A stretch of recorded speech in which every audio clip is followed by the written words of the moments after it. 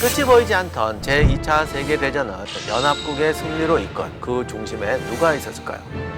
그중 한 명이 바로 영국의 총리 윈스턴 처칠입니다. 대체 처칠은 어떤 인물이길래 끝까지 영국을 지켜내고 끔찍하고 잔혹했던 전쟁을 끝낼 수 있었던 것일까요? 지금 처칠의 모든 것을 읽어드리겠습니다.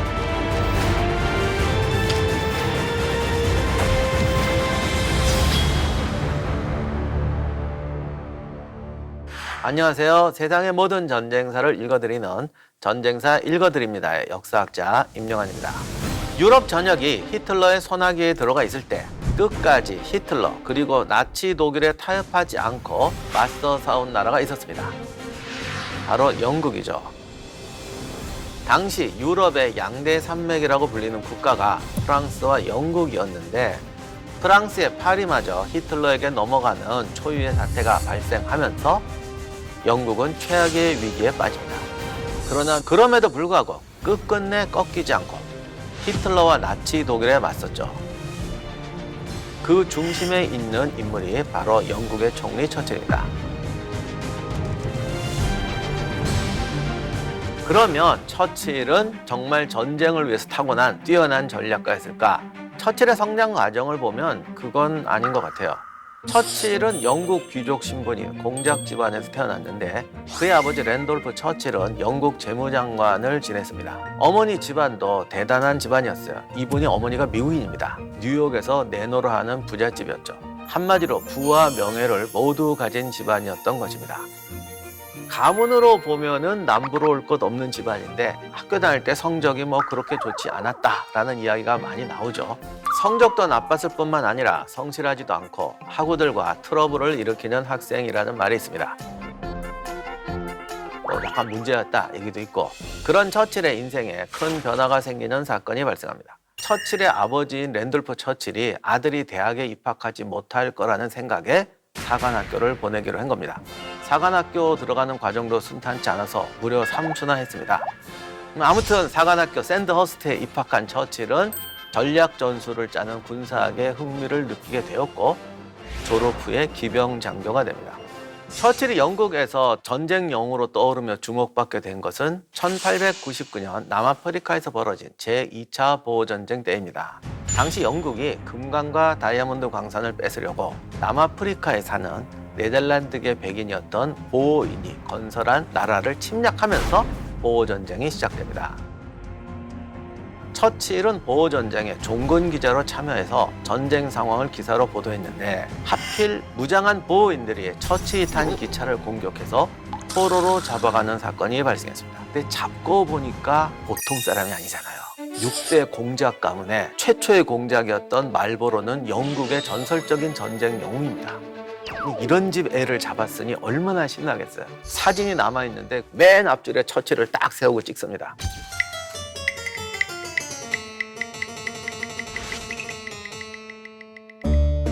그리고 집에 편지도 보내줍니다. 당신 아들 우리한테 잡혀있는데 잘 보살필 테니까 너무 걱정하지 마죠.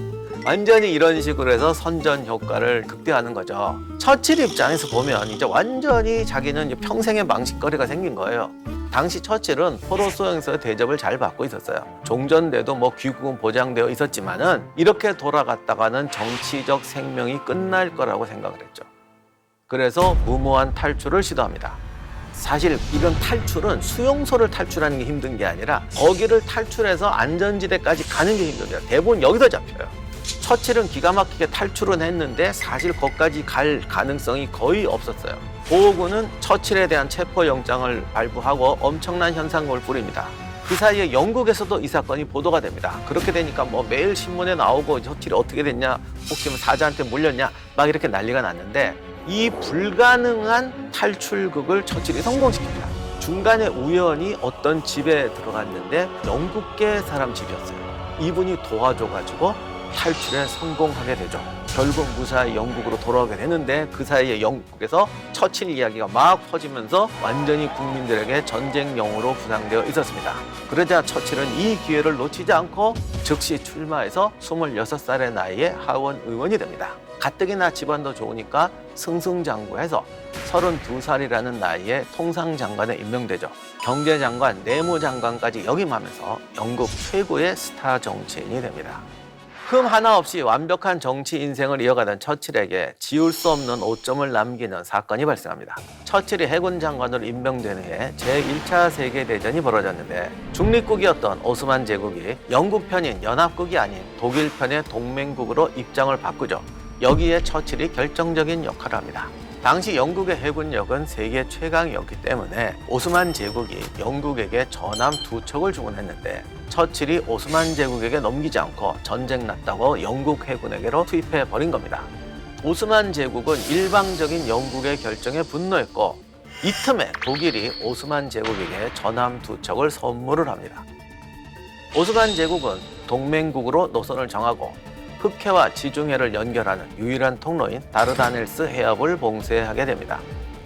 이때 처칠은 오스만 제국을 공격해서 오스만군을 무력화시키려는 작전을 세웁니다. 이게 유명한 갈리포리 전투인데 오스만군이 주둔한 갈리팔리 반도에 영국군을 투입하는데 당시 그 지형을 제대로 파악하지 못하고 무모한 공격을 한 나머지 연합군은 사상자 약 20만 명을 내고 철수하게 됩니다. 처칠의 잘못된 판단으로 연합군이 큰 피해를 보게 되자 언론과 국민들로부터 비난을 받게 되고 결국 해군 장관직에서 물러나게 됩니다. 전쟁 지도자로서는 영원히 복직하지 못할 큰 사건이었죠. 그런데 이때 처칠은 또 기발한 아이디어로 이 위기를 복구합니다. 다시 군에 입대한 거죠. 그것도 중령으로 복귀합니다. 쉽게 말해서 고위직에서 일반직으로 내려가게 되죠. 처칠은 중령으로서 서부전선의 전장을 누렸는데 한번 꼬꾸라진 그의 위상은 회생 불가능에 가까웠습니다. 전쟁광이라는 비난과 함께 영국 국민으로부터 증오를 한몸에 받았던 처칠을 다시 정치 무대에 올려놓은 사람이 바로 히틀러였죠. 제2차 세계대전과 함께 처칠은 다시 재기했고 치밀하고 정교하고 황당한 전략으로 히틀러에게 맞서서 연합군이 전쟁의 주도권을 가져오는 데 공헌하게 됩니다. 처칠은 루즈벨트와 함께 노르망디 상륙 작전을 성공적으로 이끌면서 파리를 탈환합니다. 전세가 완전히 역전되면서 히틀러와 나치 독일은 고립되게 되죠. 결국 연합군의 승리로 잔혹했던 제2차 세계대전에 막이 내립니다. 처칠은 전시의 총리였습니다. 문제는 그냥 전시가 아니라 영국이 멸망할지도 모른다는 극악한 위기 상황에서 등판한 것이었죠.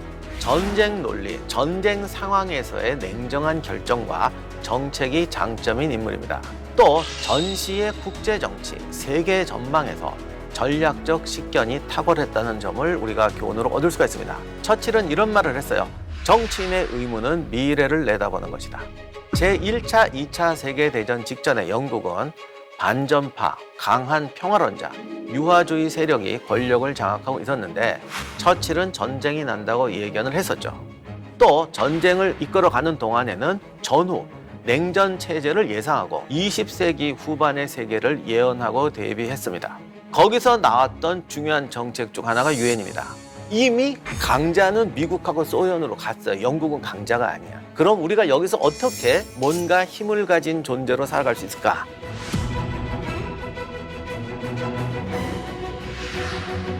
우리가 지금 샌프란시스코에서 만들고 있는 세계기구가 공허한 이름만의 것이 되지 않도록 하고 또한 강자를 위한 방패가 되어서 약자를 괴롭히기 위한 것이 되지 않도록 노력해야만 하겠습니다.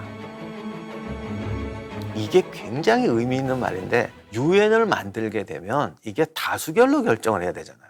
다수결 앞에서 한 표밖에 없는데 여기서 표에 의지합니다. 전 세계 국가의 3분의 1은 과거 영국의 식민지거나 영연방이에요. 그래서 다수결의 유엔에서 영국이 가지고 있는 힘은 뭐냐? 그들이라는 거죠. 이것이 20세기에 영국이 여전히 영국으로 살게 하는데 결정적인 요인이 됩니다. 히틀러의 광기에 맞서며 영국을 지켜내고 전쟁을 승리로 이끈 처칠은 국민 영웅이 되었지만 전쟁이 완전히 끝나기도 전에 총선에서 뒤통수를 세게 맞습니다. 영국 국민의 전폭적인 지지가 무색하게 총선에서 참패하고 정계에서 물러나야만 했던 것이죠. 그것은 처칠이 전쟁에서 영국을 구할 리더임에는 틀림이 없지만 전쟁 이후 영국을 재건할 인물에는 부합되지 않는다는 판단 때문이었습니다. 처칠이 반공주의자, 보수주의 정치가라는 지적을 받지만은 이런 타이틀로 해서 그의 정책과 태도를 예단하는 것은 옳지 않습니다. 예를 들어서 그는 최저임금 지지자였고 노동자의 대우와 삶의 질 향상에도 노력을 많이 했습니다. 다만 국민들에게 더 나은 세상을 위해서는 항상 인내하며 대비해야 한다는 자세를 요구합니다. 근데 이런 말을 어떤 종교적 지도자, 정신적 지도자, 기업인, 어떤 사회적인 리더가 할 때는 멋있는데 총리, 최고 권력자 이런 사람이 국민이요 미래를 위해서 참아라 그러면 이게 그냥 바로 정책적 압박으로 들리거든요. 이것이 처칠이 항상 전시용 지도자면서 평화 시에는 외면받는 중요한 이유가 아닐까 생각이 듭니다. 1945년 4월 베를린 지하 벙커에서 지옥과도 같은 순간을 견디고 있는 인물이 있었습니다. 베를린의 파멸을 지켜보며 종말을 목전에 둔 그는 바로 히틀러였죠. 유럽 전역을 전쟁이라는 공포에 몰아넣고 수많은 목숨을 앗아간 히틀러는 마지막으로 누군가의 목숨 하나를 앗아가기로 마음을 먹습니다. 바로 자기 자신 스스로 목숨을 끊은 것이죠. 히틀러의 죽음과 함께 영원할 것 같았던 나치 독일이 막을 내립니다.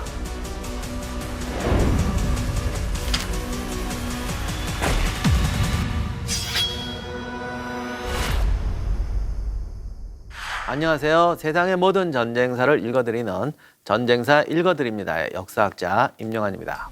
처칠이 직접 나치와 싸운 건 아니지만 영국이 버틴다는 것은 2차 세계대전 사이에 서부전선의 운명을 바꾸는 너무나 중요한 사건이었어요. 그렇기 때문에 영국의 항복을 막고 저항하게 만들었다는 것이 우리가 생각하는 것보다 훨씬 중요한 사건이었다는 것입니다. 그러니 히틀러에게는 세계 정복이라는 목표를 달성하는 데에 성가시다 못해 눈의 가시 같은 존재였죠. 그러면 처칠은 어떻게 히틀러로부터 영국을 지켜낼 수 있었던 걸까? 독일이 폴란드를 침공하고 본격적으로 제2차 세계대전이 시작될 때까지만 해도 영국의 총리는 처칠이 아니었습니다. 당시 영국의 총리는 체인벌린이었는데 그는 히틀러와 미넨 협정을 맺고 독일이 전쟁을 일으키지 않을 것이고 평화를 가져왔다고 확신했습니다. 영국 국민들도 1차 세계대전의 악몽을 되풀이하고 싶지 않았기 때문에 이것을 환영을 했습니다. 하지만 체인벌린의 확신과는 다르게 히틀러는 폴란드를 침략합니다. 제2차 세계대전의 막이 오르죠. 결국 미넨 협정문이 휴지 조각이 되자 체인벌린 총리는 모든 외교적 책임을 지고 총리직에서 물러나게 됩니다. 이때 체인벌린의 뒤를 이어서 총리의 자리에 오른 사람이 바로 처칠이었습니다. 왜 이 시점에서 처칠이 총리직에 오를 수 있었던 것일까? 처칠은 미넨 협정의 과정과 결과를 지켜보면서 히틀러를 믿을 수 없다. 이번 협정은 완전한 패배다라고 하면서 미넨 협정과 체인벌린을 비판합니다. 그리고 국민들을 향해서도 소리칩니다. 전쟁을 대비해서 군비를 증강해야 한다. 비겁한 방법으로는 평화를 지킬 수 없다. 이 바람에 여론은 처칠이 전쟁광이라고 비난을 했습니다. 처칠이 히틀러에 대해서 경고한 것이 이번이 처음은 아니었죠. 히틀러가 집권하기 전부터 처칠은 히틀러를 지켜보았고 정보원의 첩보를 입수해서 히틀러가 독일 내에서 어떤 일을 벌이고 있는지 파악하면서 영국 정부에 대책을 세워야 한다고 주장합니다. 실제로 처칠의 주장대로 히틀러가 폴란드까지 침공하면서 본격적으로 전쟁이 시작되자 처칠이 재평가되게 되죠. 그동안의 해군 장관, 군수부 장관직을 수행하면서 처칠이 쌓은 전쟁 지식이 영국을 위기에서 구해줄 것이라는 믿음이 생기게 됩니다.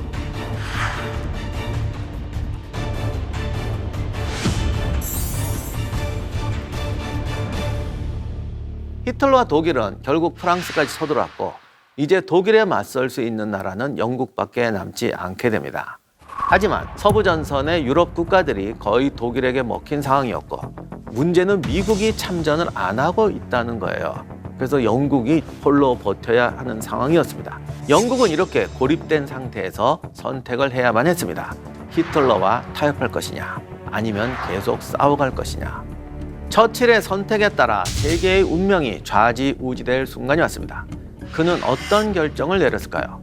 처칠은 절대 히틀러와 타협하지 않을 것이며 반드시 이 전쟁에서 승리할 것이라고 공표합니다. We shall defend our island, whatever the cost may be.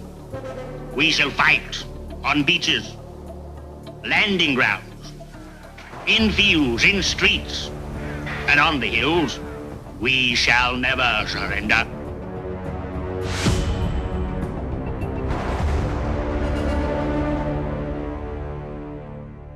이제 처칠은 총리로서 자질을 증명할 시험대에 오르게 됩니다.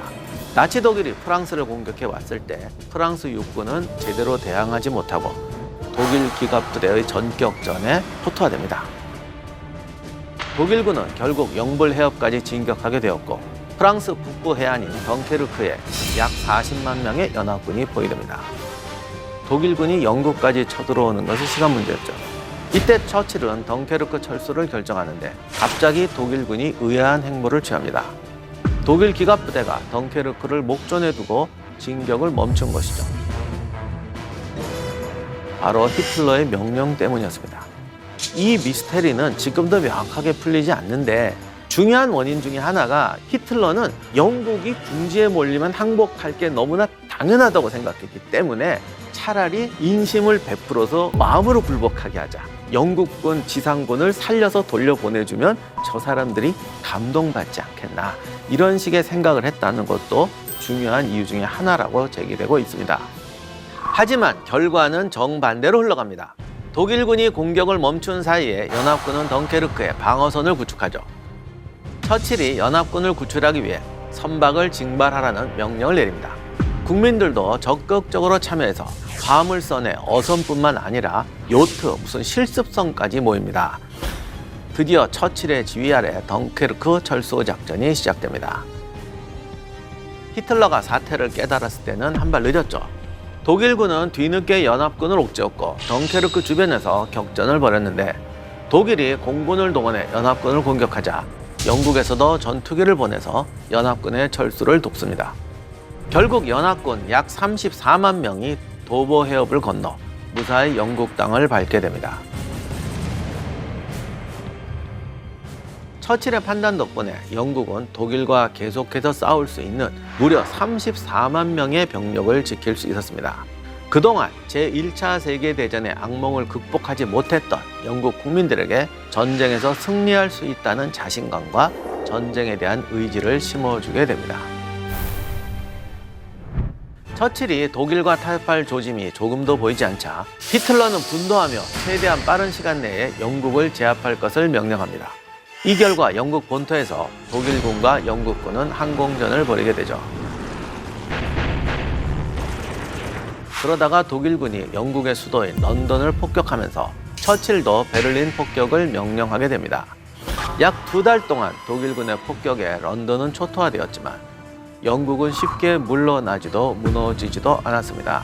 처칠은 이미 총리의 자리에 오르자마자 영국이 살 길은 영국 공군 전투기를 보강하는 것이라고 판단해서 스피파이어와 허리케인 전투기 생산을 독려했고 이 덕분에 독일 공군을 막아낼 수 있었습니다. 물론 이런 설에 대해서는 반발도 있습니다. 사실 처칠이 사고친 것도 있어요. 프랑스가 함락될 때 영국 공군 사령관이었던 다우딩은 영국 항공전을 예상하고 영국 공군력을 보호해야 된다고 그랬는데 처칠이 한 10개 공군 대대 정도를 파견을 합니다. 그 바람에 처칠이 이 항공전의 원흉이다 이런 비난도 받고는 있는데 하여간 반반으로 보여야 될 것 같아요.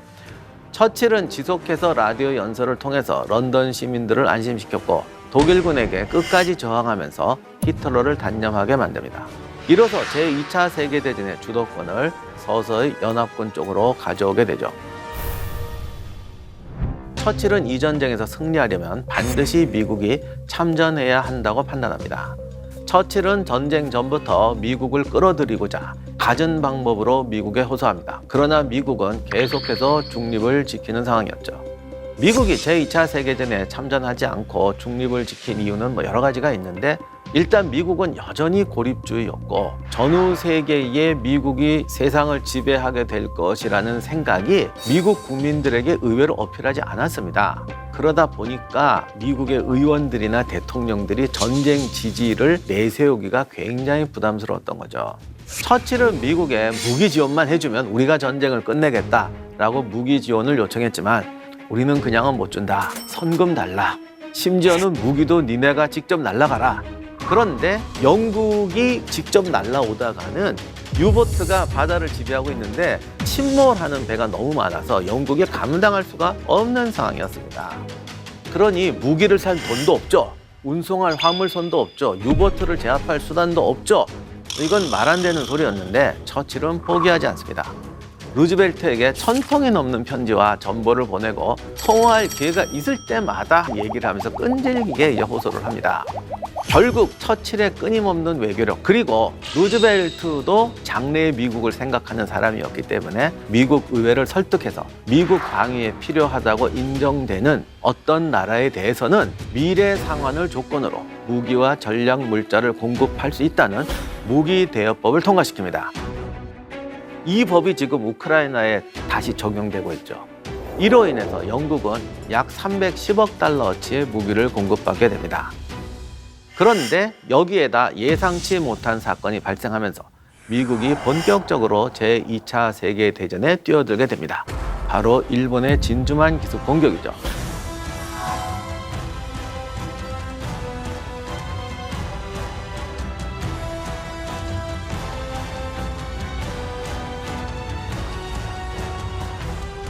미국은 이 사건을 계기로 중립을 깨고 2차 세계대전에 참전하게 되었고 태평양뿐만 아니라 유럽 전선에도 적극적으로 뛰어들게 됩니다.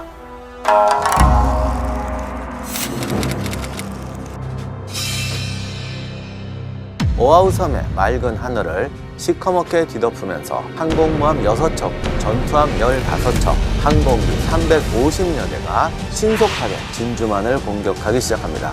쉴 새 없는 폭탄 공격으로 인해 미국 해군기지, 육군기지, 해병대 기지가 모두 기능을 상실합니다. 지옥을 선사한 것은 바로 일본 제국의 폭격기였죠. 약 2시간 동안 이어진 일본 제국의 기습 공격으로 인해 고요하고 평화로운 하와이 오아후 섬은 단 한순간에 잿빛 지옥이 되었습니다. 대체 일본은 왜 진주만을 공격한 것일까요? 20세기 세계사를 완전히 뒤바꿔버린 전쟁, 그 시작이 된 진주만 공습을 지금 바로 읽어드리겠습니다.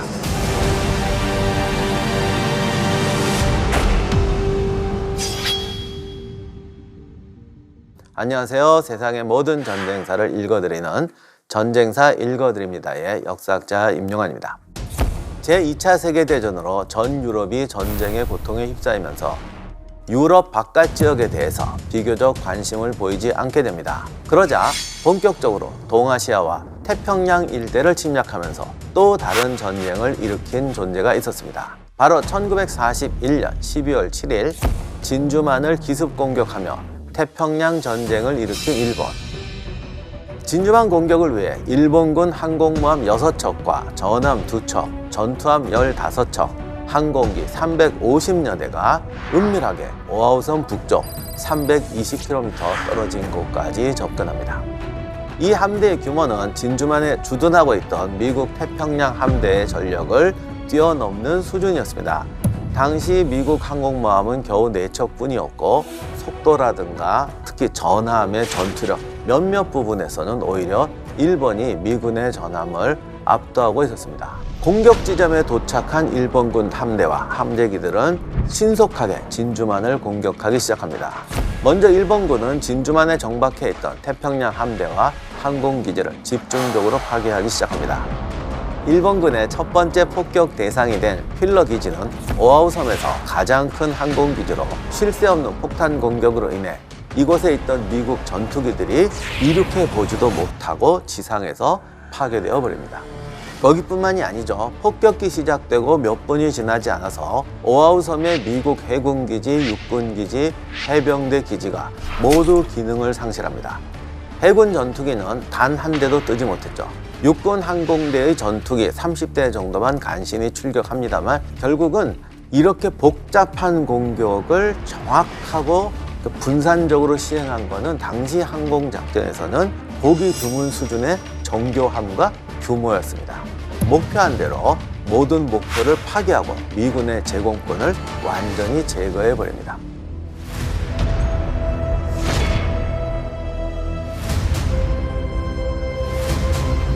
이때도 일본군은 굉장히 정교한 작전을 세웠습니다. 미군 함대가 2열로 정돈되어 있었어요. 안쪽에 있는 함선들은 수평으로 비행하면서 폭탄을 떨어뜨려서 파괴합니다.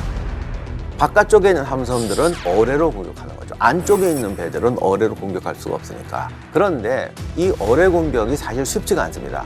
당시 일본은 진주만 공습을 성공적으로 마치기 위해서 비장의 무기를 꺼내들였는데 신형 어뢰를 개발합니다. 진주만에서 어뢰 공격이 힘든 것은 어뢰를 안전하게 착륙시켜야 됩니다. 그리고 충분한 거리를 두고 쭉 날아가서 이게 함선에 부딪혀야 되는데 이런 것을 방지하기 위해서 이제 그물을 쳐놓기도 하고 진주만이 또 수심이 얕아요. 어뢰가 들어가서 다시 떠오르기 전에 해저에 부딪혀서 폭발해버리는 거죠. 이런 여러 가지 문제를 해결하기 위해서 짧은 거리를 비행하면서 떨어뜨려도 빨리 떨어지고 깊이 들어가지 않고 바로 떠서 배를 향해 날아가는. 근데 이러기 위해서는 굉장히 이제 어뢰도 개량해야 되고 비행기도 굉장히 위험한 저공 폭격을 해야 되는데 이런 것들을 훈련을 통해서 다 극복하죠. 일본군의 고공 폭격기는 USS 애리조나에 폭탄 5개를 투하합니다. 이 폭탄이 하필 가장 위험한 폭발물 흑색 화약 약 7,000톤을 점화시켜버려요. 그러자 배가 화산처럼 폭발해버립니다.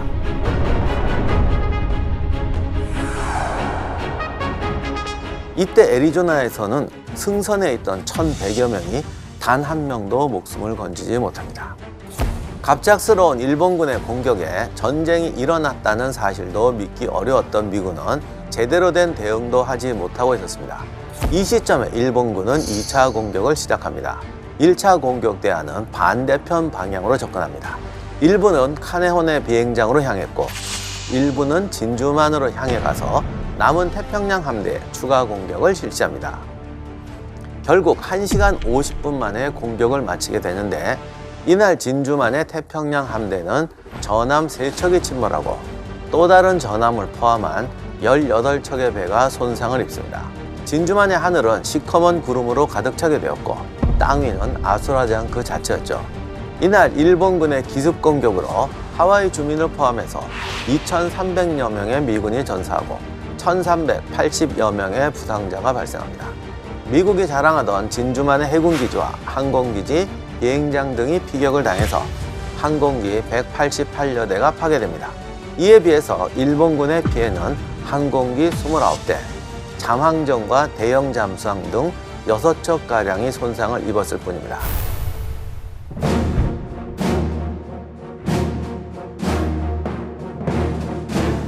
먼저 일본은 수많은 스파이를 하와이로 보내서 군사시설 및 군 장비 등을 파악하도록 합니다. 그 수가 200여 명이라는 말까지 있습니다. 이런 스파이 작전에 성공할 수 있었던 가장 큰 비결은 하와이의 농장에 일본인들이 대거 이전에 이주해 왔기 때문입니다. 우리도 한국 1세대 이민들이 하와이 이민이잖아요. 그런데 하와이 원주민보다 일본인 후손들이 많다고 할 정도로 하와이 개발에 이제 일본인들이 많이 들어가서 지금까지도 하와이 인구의 상당수를 차지하고 있습니다. 이처럼 기존에 일본인들이 있었기 때문에 스파이들이 들어가 활동하기가 쉬운 거죠. 1940년 5월 일본 해군 군령부가 파견한 요시카와는 모리무라라는 이름으로 호놀루루에서 일본 영사관 1등 비서로 지내면서 진주만 태평양 함대에 대한 정보를 수집합니다. 그가 하는 일이라고는 일본 교민이 운영하는 해변 주점에 가서 난간에 기대 앉아서 바다 풍경을 감상하거나 해변을 거니는 것이었죠. 택시를 타고 진주만 쪽에 가서 차창 밖을 내다보거나 함선을 수리하는 공장 근처에 가서 청량음료 한 잔씩 마시기도 했는데 실제로는 미 해군 함정을 감시하고 미국 군사시설 출입금지 구역에 들어가서 미군 상황을 살피는 등 철저한 이제 계획하에 주어진 임무를 수행하게 됩니다. 뿐만 아니라 영사관에서도 미군 동향을 살폈죠. 이를 위해서 그가 가장 우선적으로 했던 것은 하와이 현지 신문을 늘 살피는 것이었습니다. 당시 하와이 현지 신문에 하와이에서 주둔하는 미군 함대의 규모나 활동, 입출항 날짜까지 보도했기 때문에 이것을 그대로 일본에 보고했습니다. 영사관 직원 중에는 태평양 지역의 미군에 대해서 4년간 집중적으로 교육과 훈련을 받은 정찰 요원도 포함되어 있었습니다. 이 직원도 진주만 부근의 언덕 위에서 망원경으로 진주만과 비행장을 둘러보고 관측 포인트들을 옮겨 다니면서 항만을 관찰하고 그랬습니다. 일본에 매수된 일부 일본 상인, 독일 교포 스파이들도 일본에 보고했습니다. 하와이에서 활동하는 스파이들은 이런 활동을 통해서 어떤 것들을 알아냈을까요? 기본적인 미 해군의 방어 시설과 비행기, 함정의 종류와 수량, 정박 위치, 휴일 등은 물론이고 부두의 전함들이 2열로 정박한다. 가장 많은 함정이 항구 내에 정박하는 게 일요일이다. 1941년 5월 함대 전력의 4분의 1이 대서양으로 빠져나갔다 등 아주 중요한 사실들을 발견합니다. 이로써 일본은 일요일 공격이 가장 많은 미 해군의 함정을 없앨 수 있다는 것을 파악합니다. 이제 일본은 본격적으로 군사작전을 짜면서 전쟁 준비에 돌입하게 됩니다. 일본군은 진주만과 오아후 섬의 그림을 활용해서 섬에 있는 주요 지형물을 미리 파악했고 실제 축적대로 만든 모형 군함을 제작해서 공습 때 어떻게 할지 시뮬레이션을 진행했습니다. 또 하와이 진주만과 흡사한 큐슈의 사쿠라 섬에서 진주만 공습의 실전 훈련, 전술 훈련, 특히 중요했던 저공 비행과 포탄 투하 훈련 등을 실시합니다. 그런데 실제로 진주만 공습에 성공하는 데는 가장 결정적인 역할을 한 두 인물이 있습니다. 바로 도조 히데키와 야마모토 이소로쿠입니다. 진주만 공습 2달 전에 총리에까지 오른 육군 대신 도조 히데키는 이전부터 미국과의 전쟁을 강력하게 주장했던 사람이었습니다.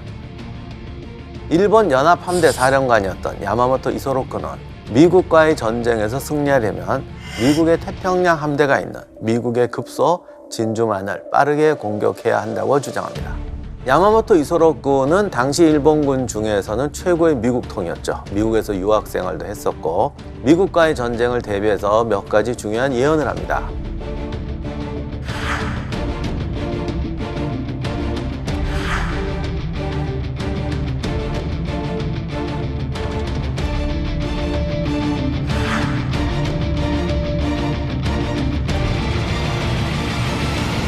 그러면 이처럼 똑똑하고 질 수밖에 없는 전쟁을 예언했던 사람이 왜 미국과의 전쟁을 진행하려고 했을까요?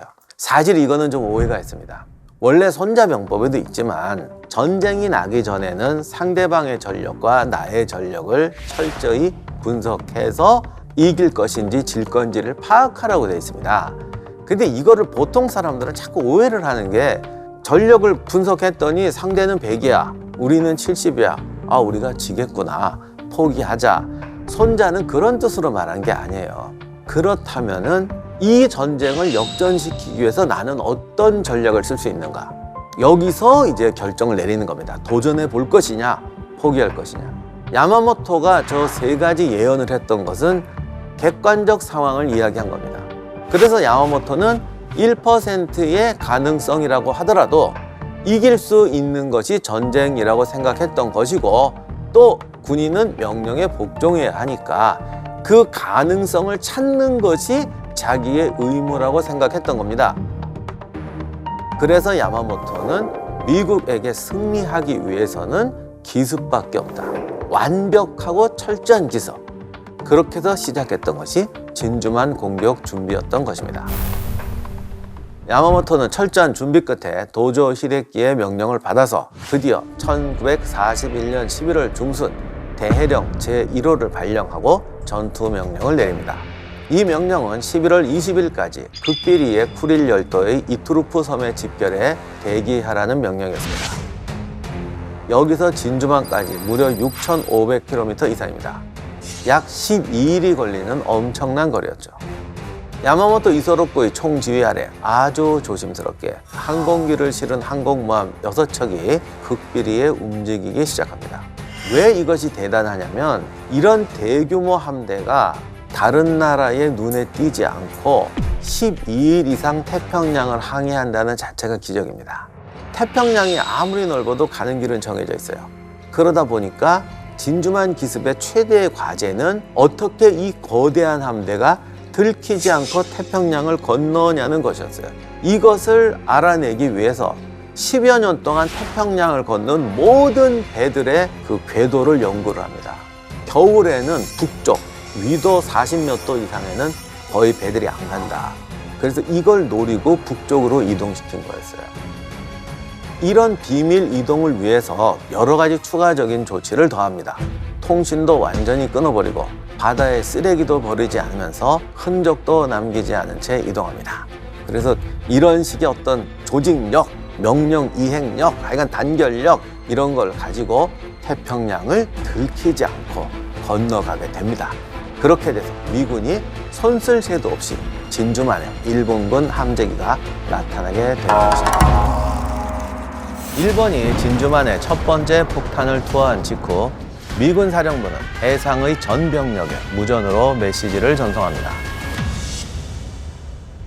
진주만을 가득 메운 진동과 굉음을 두고 누군가는 단지 지진이 난 것이라고 생각했고 누군가는 사격 훈련을 한다고 생각했습니다.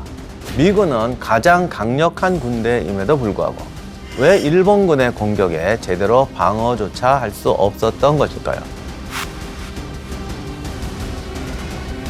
일본군의 공격을 충분히 막을 수 있었지만 미군이 놓쳐버리고만 시거나 작은 실수 하나가 불러일으킨 거대한 전쟁.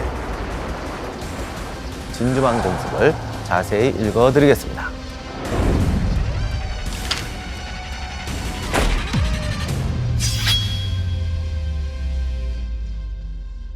안녕하세요. 세상의 모든 전쟁사를 읽어드리는 전쟁사 읽어드립니다의 역사학자 임용환입니다.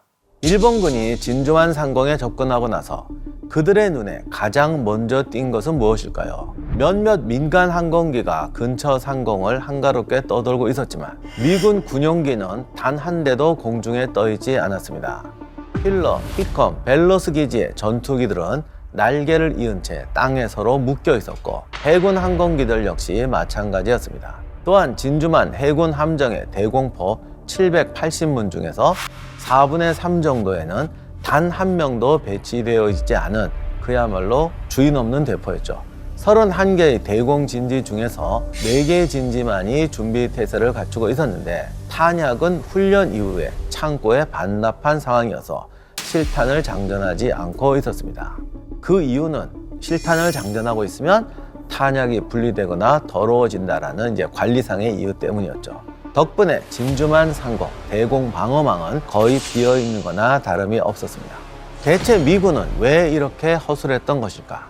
사실 미국은 일본군이 태평양 일대에서 접근해 어딘가를 공격하리라고는 생각은 했지만 그 공격의 대상이 진주만일 거라는 상상은 하지 못했습니다. 미국이 판단한 일본의 공격 대상은 필리핀이었습니다. 당시 미국은 태평양에 강력한 해군과 육군을 보유하고 있었죠. 전함 102척 중에 3분의 2가 진주만에 정박해 있었고 비행장에는 각종 군용 비행기 500여 대가 있었는데 그 중에는 항속거리가 2,400km에 이르는 B-24 폭격기도 포함되어 있었습니다.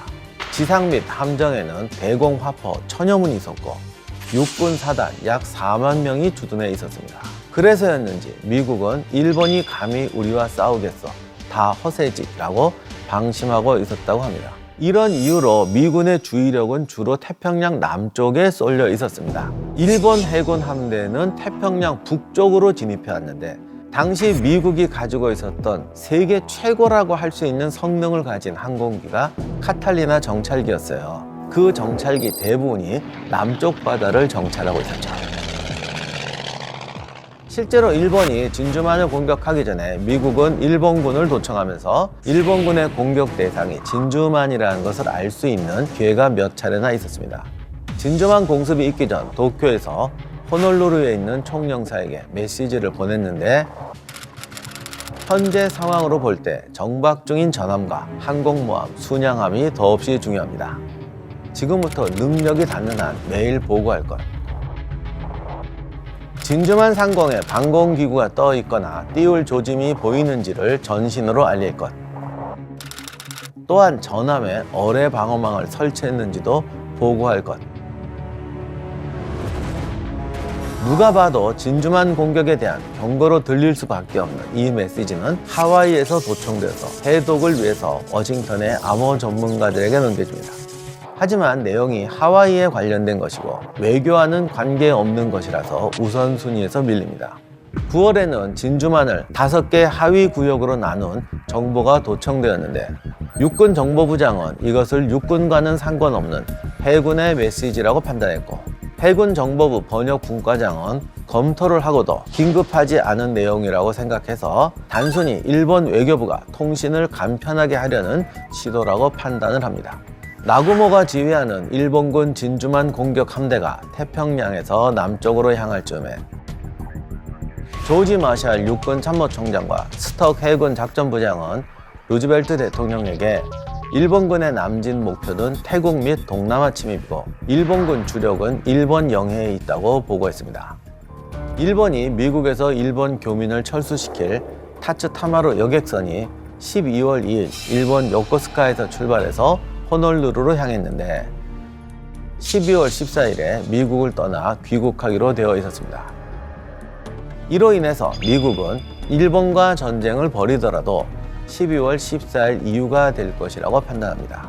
또 진주만 공습이 있기 전날 워싱턴에서는 수송선 35척, 순양함 8척, 구축함 20척으로 구성된 일본 함대가 말레이 반도를 향해 항진 중이라는 영국 해군 보부의 상세한 보고를 접했지만 이 보고를 일본이 영국 식민지를 공격하는 것이라고 생각했습니다.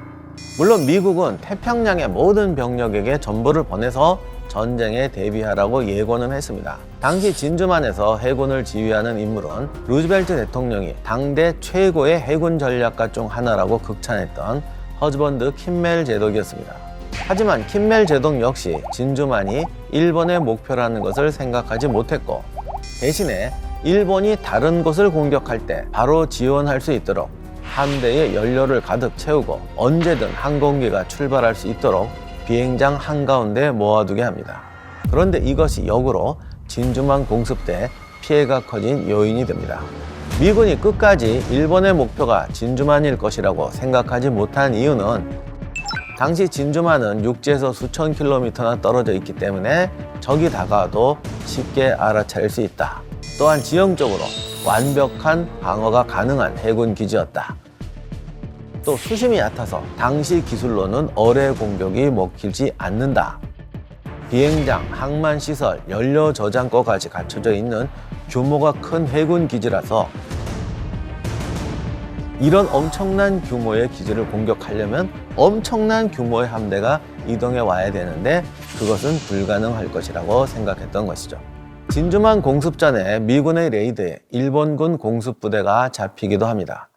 그런데 이때 레이더 장비가 막 도입된 시기여서 새로운 장비에 익숙하지 않다 보니까 미국 본토에서 지원 나온 폭격기로 착각하고 별다른 조치를 취하지 않습니다. 이처럼 수많은 시그널에도 불구하고 미군은 진주만 공격을 예측하지 못하고 방어에 실패하게 됐던 것입니다. 12월 7일은 일요일이라 아침부터 하와이 호놀루루 방송국은 경쾌한 재즈 음악을 틀었습니다. 태평양 함대 병사들은 일부만 아침 식사를 하고 있었고 오아후 섬은 휴일 분위기에 젖어 있었습니다. 태평양 함대는 평소처럼 질서정연하게 진주만 내에 정박해 있었고 비행기 역시 오아후 섬의 각 비행장에 나란히 세워져 있었습니다.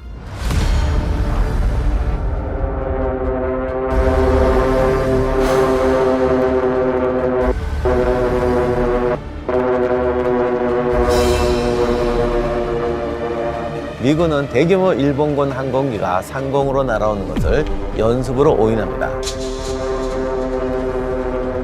군대 병영에서 미군 군기를 올리던 병사는 상공에서 비행기가 급강하해서 내려오는 것을 보고 계속 손을 흔들면서 경의를 표하기도 했습니다.